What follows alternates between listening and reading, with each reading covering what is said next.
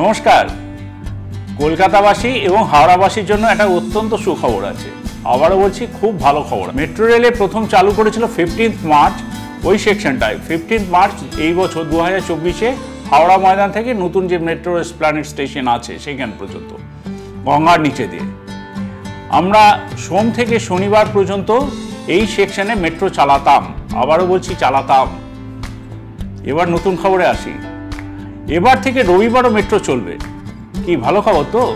হাওড়াবাসী এবং কলকাতাবাসী সবার জন্য এটা ভালো। এবার থেকে রবিবারও মেট্রো চলবে, কিন্তু টাইমিংসটা একটু আলাদা।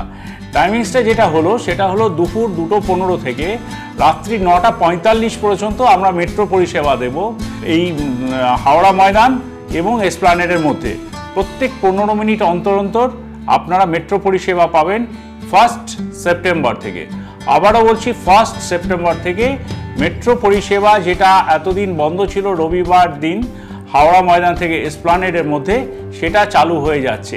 কিন্তু টাইমিংসটা আপনাদের একটু নোট করে রাখতে হবে বা মাথায় রাখতে হবে বা বন্ধুবান্ধবদের এখন থেকেই জানিয়ে রাখতে হবে যে মেট্রো পরিষেবা গঙ্গার নিচে দিয়ে পাওয়া যাচ্ছে দুপুর 2:15 থেকে রাত্রি 9:45 পর্যন্ত প্রত্যেক রবিবার এবং 15 মিনিট অন্তর অন্তর।